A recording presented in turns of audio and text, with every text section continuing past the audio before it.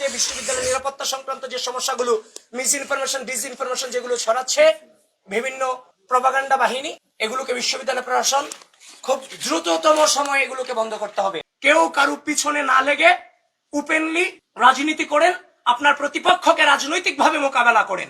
আমরা বাংলাদেশ জাতীয়তাবাদী ছাত্র দল সাংগঠনিকভাবে উদ্বিগ্নতা প্রকাশ করছি, আশঙ্কা প্রকাশ করছি যে বিশ্ববিদ্যালয়ের যে মিস ইনফরমেশন, ডিসইনফরমেশন দিয়ে বিশ্ববিদ্যালয়ের গ্রুপগুলো যা করছে, ইচ্ছা করলে তো সেই নোংরামি আমি করতে পারবো না।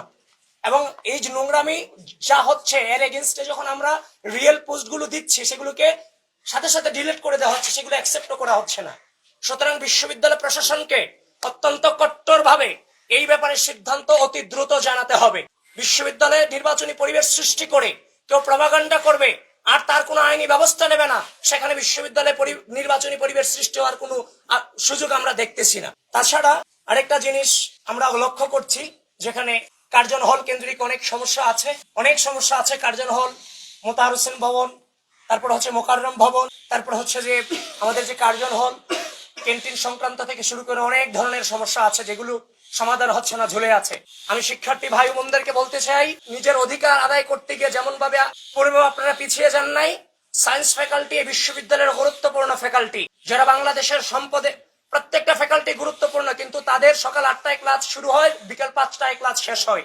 সেখানে ল্যাবও আছে, এখানে লেজার পিরিয়ড একদম কম। সেই জায়গা থেকে এখানে কিন্তু বিজনেস সায়েন্স যে ফ্যাকাল্টি, সেই ফ্যাকাল্টি গুলোতে ক্যান্টিন থেকে শুরু করে অনেক ধরনের ঝামেলা আছে।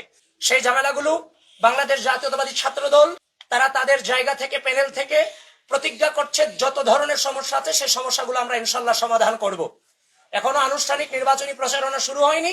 যে সমস্যাগুলো কথা আমরা বলে গেলাম, যে বিশ্ববিদ্যালয়ের নিরাপত্তা সংক্রান্ত যে সমস্যাগুলো, মিস ইনফরমেশন, ডিসইনফরমেশন যেগুলো ছড়াচ্ছে বিভিন্ন প্রপাগান্ডা বাহিনী, এগুলোকে বিশ্ববিদ্যালয় প্রশাসন খুব দ্রুততম সময়ে এগুলোকে বন্ধ করতে হবে। বান্ডেল থাকলে প্রতি সেনমানিতে টাকা বাঁচবে। বিকাশ সেনমানি বান্ডেল কিনে জিতুন প্রতি লেনদেনে। বিশ্ববিদ্যালয়ের সকল ঘরানার, সকল মতের, সকল পথের প্রার্থী এবং ভোটার যারা আছেন সকলকে আমি আহ্বান করছি, হাসিনা চলে গেছে, একটি দীর্ঘ সময় এই ঢাকা বিশ্ববিদ্যালয়ে মানবতার জীবনযাপন আমরা করেছি। ছাত্রলীগ ছাড়া জীবনের কোনো মূল্যায়ন ছিল না, শিক্ষার্থীর কোনো মূল্যায়ন ছিল না। আমরা কিন্তু সেখান থেকে বেরিয়ে গেছি। 5 আগস্ট পরবর্তী সময়ে আমি আপনাদের মিডিয়াকে সাক্ষী রেখে বলছি, আমি আপনাদেরকে প্রশ্ন করছি, 5 আগস্ট পরবর্তী সময়ে প্রত্যেকটা ক্যাম্পাসে কারা কারা প্রপাগান্ডা ছড়িয়েছে, কারা বিভিন্ন সংগঠনগুলোকে রাজনীতি নিষিদ্ধের নামে নানান ধরনের মব তৈরি করেছে, আপনারাই কিন্তু জানেন। ঢাকা বিশ্ববিদ্যালয়ের সাধারণ শিক্ষার্থীরা এগুলো জানে। ঢাকা বিশ্ববিদ্যালয়ের সাধারণ শিক্ষার্থীদেরকে বলছি, আপনারাই সেগুলো বিচার বিশ্লেষণ করবেন। কারা 5 আগস্ট পরবর্তী সময়ে শ্রদ্ধা, স্নেহ, সহনশীলতা, সহমর্মিতাকে বৃদ্ধাঙ্গুলি দেখিয়ে বারবার কারা বিশ্ববিদ্যালয়ের মাটিতে সংঘর্ষ বাঁধানোর চেষ্টা করেছে এবং কি বিশৃঙ্খল পরিস্থিতি সৃষ্টি করার চেষ্টা করেছে। শুধুমাত্র আমি বলবো, ওপেনলি বলার প্রয়োজন না, আপনি আপনার বিবেককে প্রশ্ন করেন, আপনি উত্তর পেয়ে যাবেন।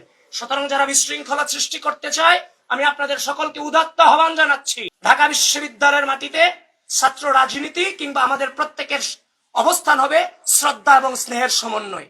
আমাদের টার্গেট থাকবে একটাই, পড়াশোনা, গবেষণা, সহশিক্ষা, ব্যক্তিত্ব সম্পন্ন এবং দেশপ্রেমিক হিসেবে গড়ে তোলা। এজন্য সকলকে আহ্বান করছি, কেউ কারো পিছনে না লেগে ওপেনলি রাজনীতি করেন, আপনার প্রতিপক্ষকে রাজনৈতিকভাবে মোকাবেলা করেন। এই যে বিহাইন্ড দ্য সিনে গিয়ে নানান ধরনের ফটোকার্ড আপনারা বানাচ্ছেন, যেগুলো টোটালটাই বিকৃত মস্তিষ্কের চিন্তা ভাবনা, এগুলো থেকে বেরিয়ে আসেন। কোন নম্র, কোন সভ্য, কোন সুস্থ মস্তিষ্কের মানুষ এই ধরনের অপপ্রচারে লিপ্ত হতে পারে না।